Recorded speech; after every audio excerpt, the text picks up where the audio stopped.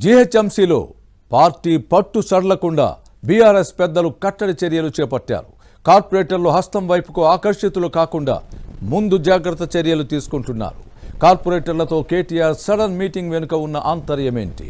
ఇంతకీ ఆ సమావేశంలో ఏం జరిగింది? Was the story?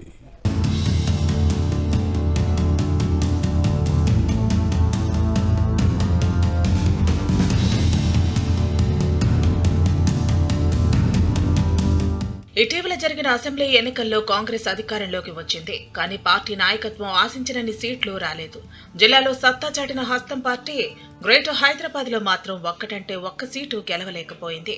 2014 ఎన్నికల్లో విజయం సాధించిన బీఆర్ఎస్ కు జీహెచ్ఎంసీలో సరిగ్గా ఇలాంటి చేదు అనుభవమే ఎదురైంది.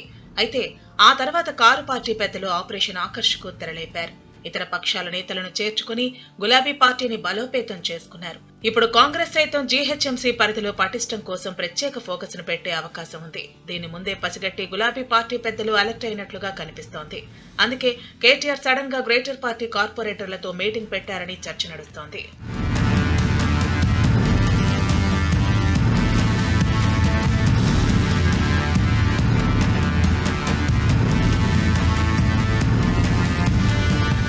జీహెచ్ఎంసీ ఎన్నికల్లో బీఆర్ఎస్ 56 డివిజన్లలో గెలిచింది. కాంగ్రెస్, బీజేపీ నుంచి చేరికలు, సొంత పార్టీ నుంచి బయటకు వెళ్లిన వారు పోగా ప్రస్తుతం 60 మంది కార్పొరేటర్లు ఉన్నారు.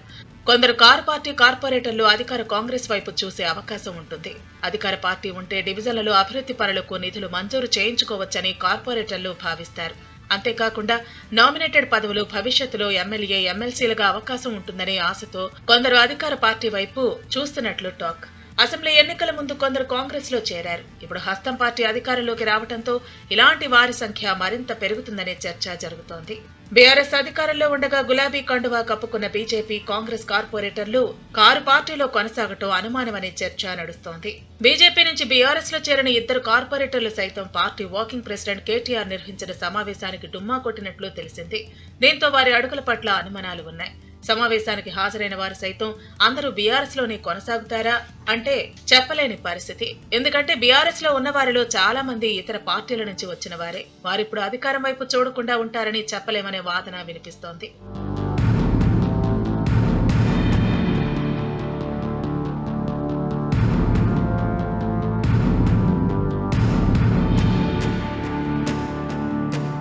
ఇప్పటికే ప్రతిపక్షంలో ఉంటే రాజకీయంగా దెబ్బతింటామని కొందరు కార్పొరేటర్లు ఉన్నట్లు తెలుస్తోంది. ఈ ప్రమాదం పసిగట్టి వారిని దిక్కులు చూడకుండా కేటీఆర్ ముందు జాగ్రత్త చర్యలు చేపట్టినట్లు కనిపిస్తోంది. అందులో భాగంగానే కార్పొరేటర్లతో నిర్వహించిన భేటీలో 2026లో నియోజకవర్గాల పునర్విభజన జరుగుతుందని చెప్పినట్టు సమాచారం. వచ్చే ఎన్నికల నాటికి గ్రేటర్లో నియోజకవర్గాల సంఖ్య పెరుగుతుందని ప్రస్తావించినట్టు సమాచారం. అప్పుడు దాదాపు 10 మంది కార్పొరేటర్లకు ఎమ్మెల్యేలయ్యేందుకు అవకాశాలుంటాయని వారి దృష్టికి తెచ్చినట్టు తెలుస్తోంది. ఇప్పటికే గ్రేటర్ పరిధిలోని 2-3 ఎమ్మెల్యేలు ఆయా సందర్భాల్లో చేసిన కామెంట్లు కాంగ్రెస్ కు అనుకూలంగా ఉండటం కూడా పలు ఊహాగానాలకు తావిస్తోంది. ఒకవేళ ఎమ్మెల్యేలు పార్టీ మారితే తమకు అనుకూలంగా ఉన్న కార్పొరేటర్లను కూడా వెంట తీసుకెళ్లే అవకాశం లేకపోలేదు.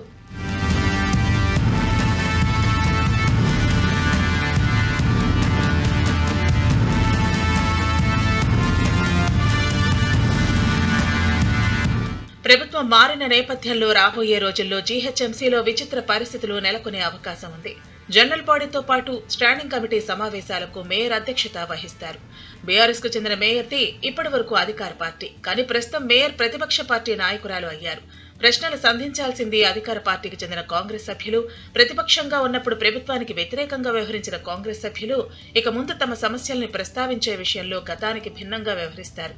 ఇప్పటి వరకు మౌనంగా ఉన్న ఎంఐఎం అనుకూలంగానే ఉంటుందా, వ్యతిరేకత ప్రదర్శిస్తుందా అన్నది స్పష్టం అయ్యేందుకు కొంత సమయం పడుతుంది.